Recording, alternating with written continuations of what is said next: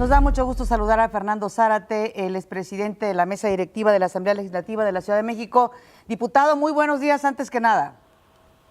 Muy buenos y fríos días, Pati y Ana. Un placer estar con ustedes.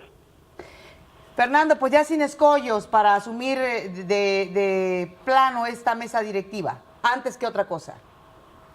Bueno, por supuesto, pero es importante la certeza que ya otorgó el Poder Judicial de la Federación y es muy importante que sepan todos los ciudadanos que todas y cada una de las leyes que aprobamos, así como los puntos de acuerdos y distintos actos legislativos, tienen absolutamente validez y serán obligatorios, generales, abstractos, impersonales, es decir, con todos los requisitos de la norma como lo establece la Constitución. Pero por otro lado, para ti es bien importante establecer también que esto va a ser el preludio de 2018, incluso cuando no tienen razón, como en mi caso, que además se dedicaron a denostar, golpear, incluso si tú recuerdas, hubo en una sesión más de 3 horas de gritos con megáfonos, intentaron impedir en 4 sesiones el desarrollo de los trabajos legislativos, después se ridiculizaron y llevaron ofrendas, que había muerto la legalidad, y todo esto arrancó con mordidas entre diputadas y gritos, golpes, porrazos, etcétera.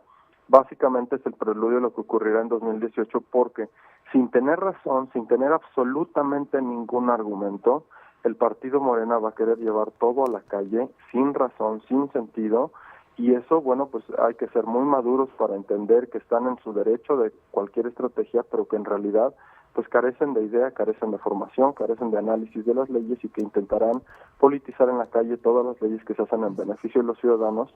A mí me parece en lo personal, y aquí voy a ser muy estricto, una posición muy miserable, pero que en esta democracia y en esta libertad de la ciudad tenemos que comprenderla, saber cruzar este río y saber entender que todos estamos trabajando por el beneficio de la ciudad y que unos cuantos solo están trabajando por su beneficio personal o por esas ambiciones y esa ira y ese hartazgo que tienen dentro y que nosotros poco podemos hacer con eso. Mucho podemos hacer con la legalidad y mucho podemos hacer trabajando para la ciudad, y por eso aprobamos la ley de reconstrucción y la ley hídrica hace 2 días.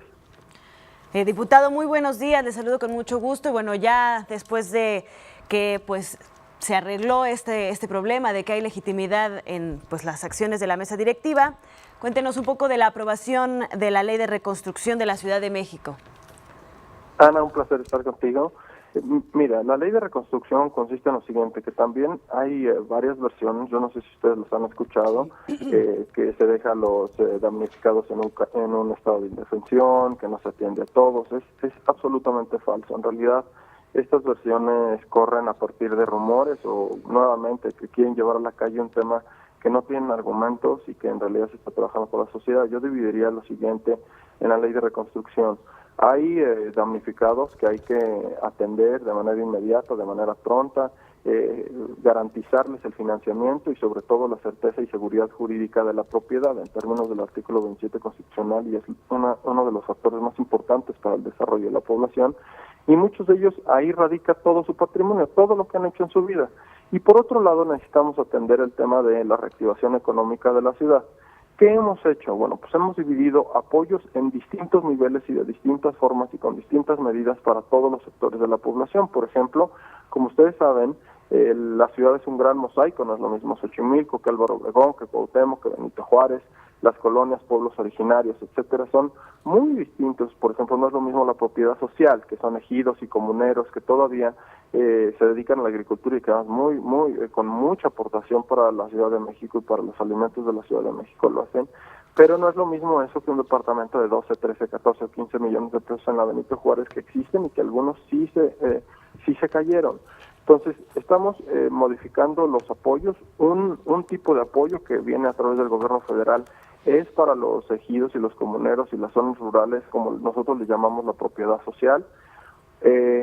Además, que todas las demoliciones están corriendo a cargo del gobierno de la Ciudad de México en un gran esfuerzo encabezado por el doctor Miguel Ángel Mancera, y que vamos a solidarizarnos y vamos a ayudarle en todo lo posible. Otro tema es el de los multifamiliares y unidades habitacionales que se están utilizando. Recursos del Fondo de Reconstrucción de la Ciudad de México, que es la única entidad que tiene fondos de emergencia. Ninguna otra de las 31 extras entidades de esta República Mexicana tienen estos fondos de emergencia y la Ciudad de México sí, que es una gran diferencia. Se van a utilizar para ir ciertos fondos y finalmente tanto para unidades habitacionales o condóminos, que es otro tipo de apoyo que tenemos, y para ciertos edificios en zonas de clase media y clase media alta, se les va, y aquí subrayo, se les va a permitir la construcción de 35% más del edificio o de las casas que existen, para con ello financiar el resto que se les cayó. ¿Por qué el gobierno no está aportando de manera directa, inmediata y de forma gratuita ahí? Bueno, pues porque son muchos millones de pesos, no alcanza para todos, pero sí se les encontró forma de financiarse de manera individual, es decir, que ellos mismos pudieran financiar para que no les cueste más de lo que ya les está costando la reconstrucción. Entonces se les permitió 35% extra más, solo en la planta baja, uso suelo mixto, por ejemplo, que lo puedan rentar, pero sobre todo si ya existía.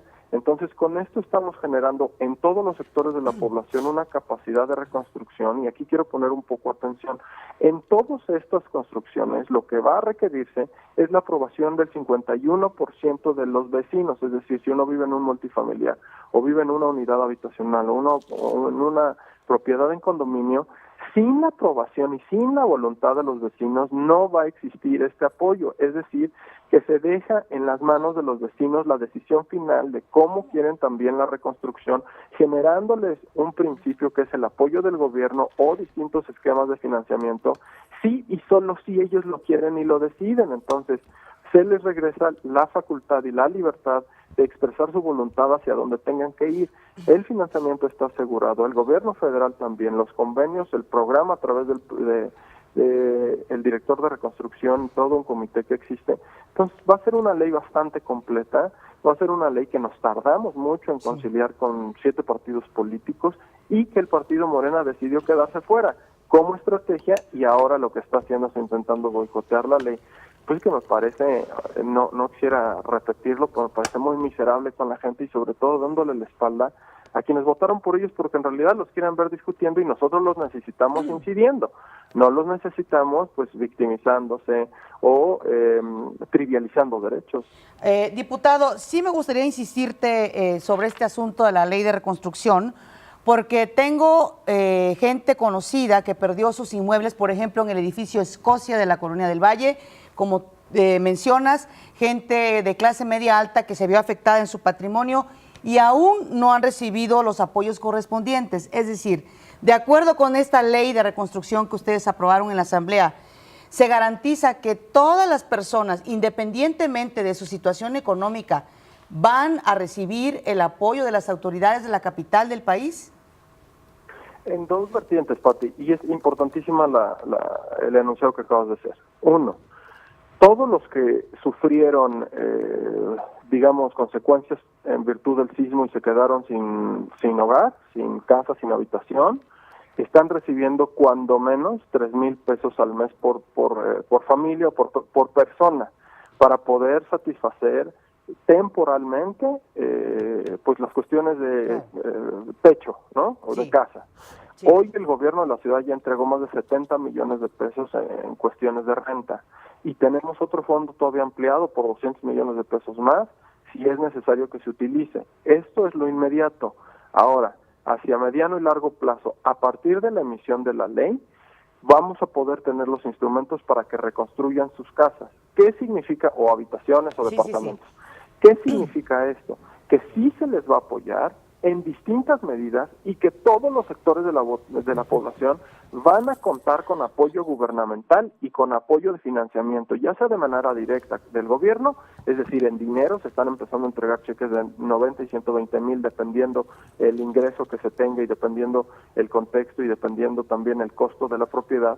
Y número 2, vamos a tener distintos esquemas de financiamiento. Uno es el Fonden, otros son los centros el Fondo de Emergencia de la Ciudad, y finalmente, por ejemplo, para estos vecinos que tú estás preocupada, Pati, que muchos de los ciudadanos bien ganados de clase media construyeron ese patrimonio, lo que vamos a tener son 2 tipos de apoyos. Número 1, un financiamiento créditos blandos por un lado, pero otro, la posibilidad de que esos edificios puedan construir 35% extra, además de que nosotros le vamos a conseguir el financiamiento si es que ellos no lo tienen, es decir, vamos a facilitar trámites, ya tenemos distintos convenios con bancos, instituciones financieras, instituciones crediticias, para que a ellos no les cueste, van a tener los certificados del DRO y certificados de demolición inmediatamente, las demoliciones Diputado, las va a hacer el gobierno. Brevemente, ya para finalizar y que las personas puedan tener clara esta información, ¿cuál es el procedimiento o las instancias a las que deben recurrir para acceder a estos apoyos?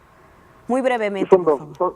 Son dos tipos de certificados y básicamente ya los deberían tener el día de hoy. Si no los tienen, nosotros vamos a estar abiertos, la Asamblea Legislativa está abierta y nos tiene que estar absolutamente abierta para hacerlos a través con ellos, o yo de manera personal estaré ahí, que son la obtención de dos certificados. Uno de ellos tiene que ver con la propiedad y otro con el condominio entero. Esos certificados básicamente van a contar con el certificado del DRO, con el título de propiedad, si no es título de propiedad, porque muchos se quedaron allá adentro y están diciendo, oigan, ¿cómo están pidiendo los títulos de propiedad si ya tenemos la escritura? Pues con cualquier equivalente, nosotros vamos a hacer las investigaciones necesarias para que tengan la propiedad. Después de esto, inmediatamente y sin casi ningún trámite, el gobierno demuele y en tercera fase conseguimos los créditos de inmediato. Es decir, no puede tardar más de un mes en estar listo. Muy bien, pues muchísimas gracias, diputado Fernando Zárate, presidente de la Mesa Directiva de la Asamblea Legislativa de la Ciudad de México, por esa entrevista.